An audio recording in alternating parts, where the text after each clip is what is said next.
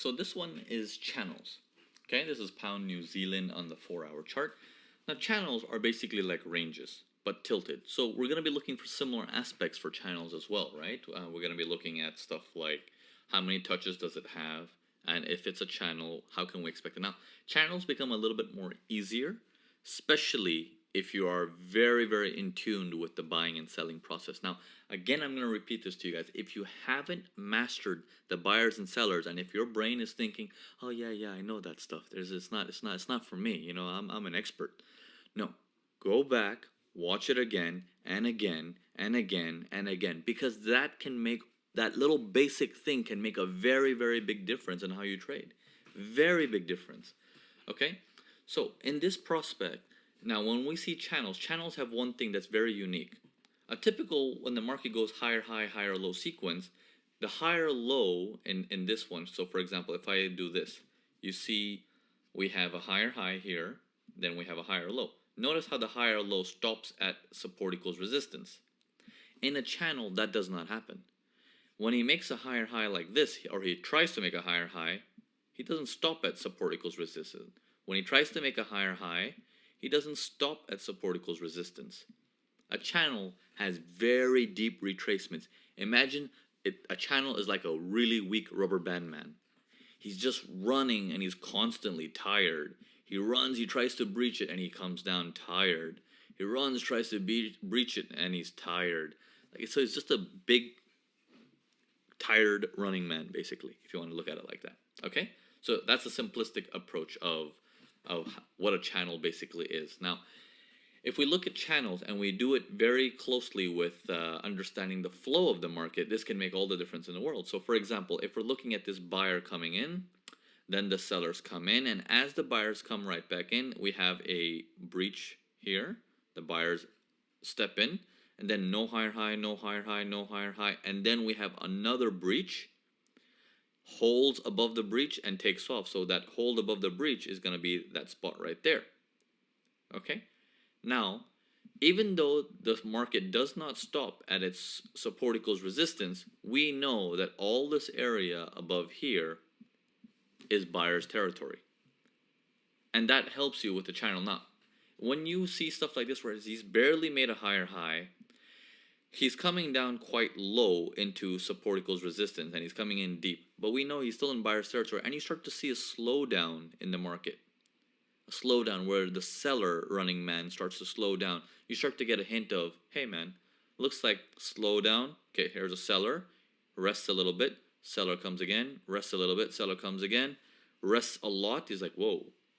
But our dotted line, if I was to put it on the seller, is here. This is all still seller's territory. He just can't make a lower low anytime, right? No lower low, no lower low, no lower low, but still in the seller's zone until boom. Now, major buyer is here. Minor buyer is also here. The seller attempts it one more time to make it as far as he can and fails. And your buy activates from there. Now you're looking at this like, okay, I activated my buy just based on the read. I'm just reading the story that there is a buy over here. So you take that buy, you make some money, you're happy with it, but then you start to realize this is happening again.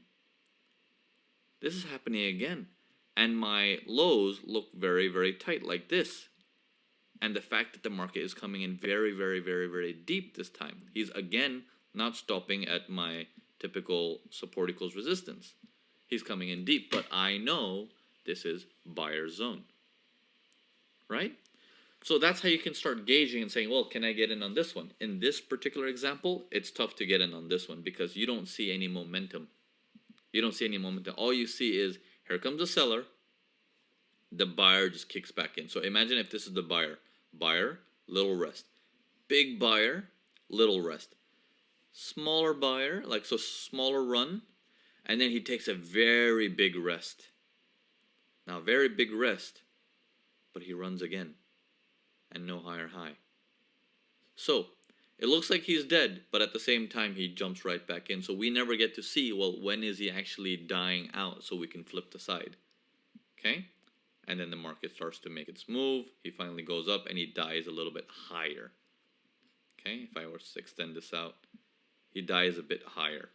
Okay, and then now you have 1 touch, 2 touch, 3 touch, 4 touch, 5 touch, and then incident.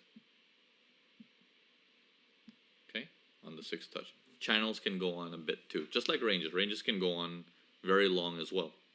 So do channels. Okay, don't get caught up with little itty bitty channels like this. A little itty bitty channel like that. Don't get caught up into stuff like this. Yes, those are correct also. But if you can't read the momentum of it, there's no point. You want to read the momentum on the chart you're looking at. Okay? So if your question to me might at one point be like, but Naveen, what time frame is the best time frame to trade? And it's a very common question I get. Just think of it this way. If you cannot read it on the screen you're looking at, and you're having to switch a time frame to find the information you want, well then you don't know your time frame. Whatever chart you open, you should be able to watch everything that you need right there. Okay? So we'll get into time frames later on. That's one of the lessons as well that I'm going to be covering quite intensely. So, but for now, that was the intro to channels. Let's do some more examples for channels. Okay, let's do a couple of examples so we get a better idea.